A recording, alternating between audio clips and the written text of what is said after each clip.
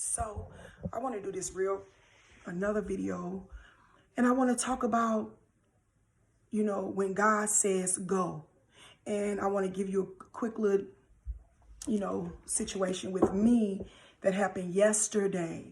So me and my daughter went to the car wash yesterday, and we went to the car wash, we went to a different car wash that I normally go to because my son, it was some mud in his car, so I wanted to get that mud cleaned out of his car. So we went to the car wash, and you when you pull in, you got to put your car in neutral. I didn't know nothing about that.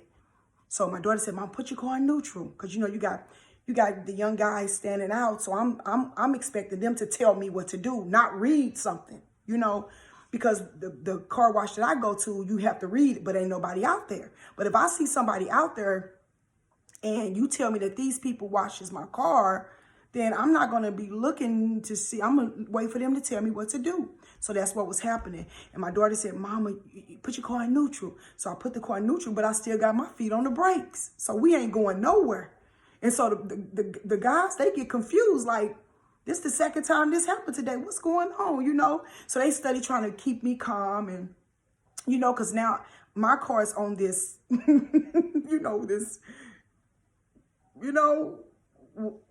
inside the car wash, and my tires in the whatever you call it, and I'm just there, and there's another car behind me, and I feel like I'm stuck.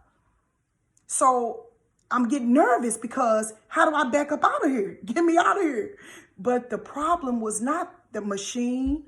The problem was not the young guys, quote unquote. The problem was me. And the problem was I had my feet on the brake, my foot on the brakes when it should have been off the brakes. Because if you got your car in neutral, but my feet on the brakes, how could my car maneuver? And the Lord spoke to me right then and there. He basically said, it's time for you to go, but you got your foot on the brakes. And so I want to come and encourage you today. It's time for you to go forward in the things that God has called you to go forward in. Stop letting fear, doubt, unbelief, people, situations, circumstances stop you from moving forward.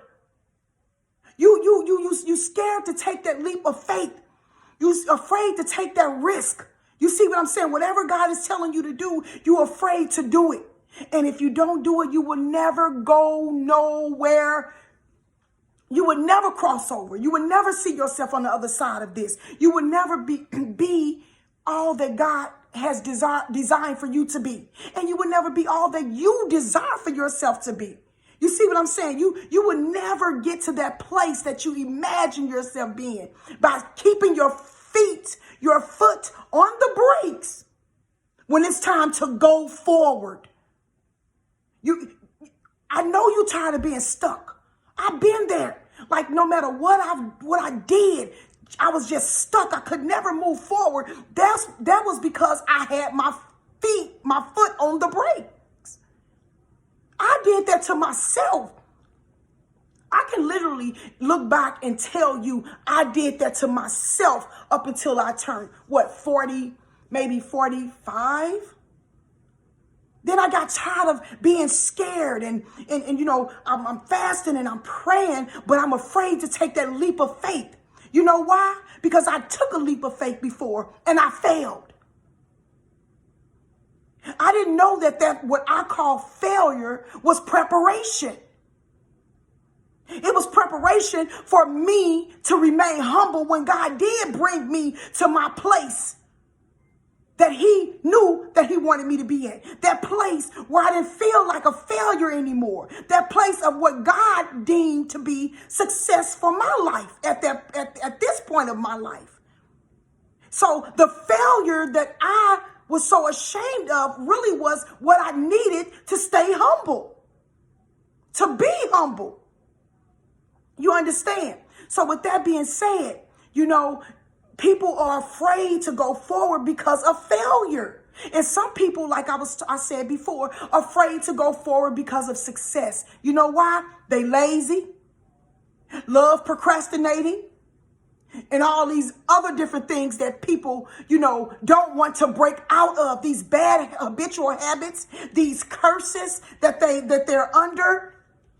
You got to break free from this. And the only way to break free is through fasting. That's the only thing that broke me free from all of this mess, all of this bondage, all of these yokes of bondage, all of these curses, all of these generational curses, all of these, bad habits I've made, the fear, the rejection, all of these things. You got to fast your way out of this. You understand? So you might have failed in the past, but that failure was preparation for you to be humble when God when God elevates you and promotes you. Because what's the good of being elevated and promoted when you're prideful? It's just a matter of time before you come tumbling down. That's not what God has for you. That's not what he wants for you. So I came here today to tell you, for this new year, take your feet off the brakes. Obey God. Take that risk. Take that leap of faith. If he's calling you to get into investment properties, rental properties, real estate, whatever he's calling you to do, open up that business, start that nursing home, start that development business, start your financial company. You know what I'm saying? Whatever he's telling you to do, it's your job to obey. You can't blame nobody else. Me, at the car wash yesterday, I'm blaming these young guys. They young, they look like they're confused. So, hey, I don't want to go up in here with these kids you ain't finna guide me astray. Get me out of here. It was not their fault. It was mine. A lot of us blaming others for where we are. It's not your mother. It's not your father. It's not your this. It's not your that. It's you. You the one got your feet on the brakes when God is telling you to go.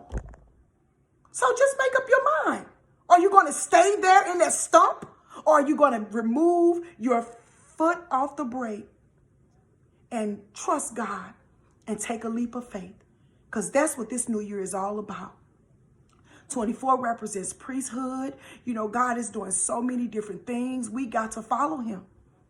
You understand? So that's all I want to talk about. I want to share with you a few books that'll help you, that the Lord blessed me to write. We got different ways the enemy try to block your blessings, overcoming delays and setback. glorybeauty.com. We got the ebooks and we got the paperback books. If you order an ebook, the downloadable will be sent to your email. If you order the paperback, I'll mail it out to you. We got to stop cheating on you. You deserve the best. You deserve the best. Stop sleeping on you. Wake up and work your gifts. Then you got on the other side of fear. Man, people are paralyzed by fear. Facing your giants. You got to be like David. Get out there and face them giants, because if you don't face your giants, they will bully you until you leave this earth. You got to make a decision that I'm not going to run no more from my enemies. I'm not running from my enemies anymore. And then arise to your fullest potential. Unleashing the power within you. God gave you the power. And let me say this real quick. I was thinking about how people getting killed out here. And it just, and I just felt like this. I just, and I asked God to forgive me for even, considering asking him this question. But the question that I probed within myself, I just wanted to know, but I wasn't bold enough to go to God with it.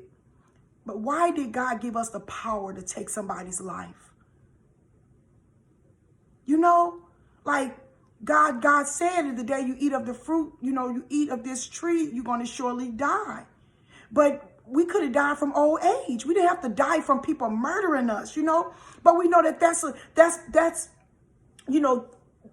a form of the enemy. That's his evilness, his evil ways. At the same time, man, to have that much power. You know why? Because we're literally made in the image of God.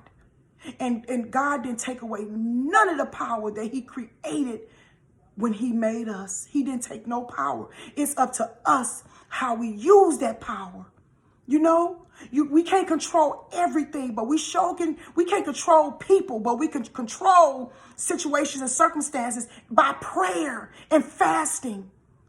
You understand? So we're not going to understand everything. Even Jesus said it, in John 13:7, that you might not understand what I'm doing now, but you will. So we might not understand everything, but one day we will. Have an awesome new year. I love you all so much.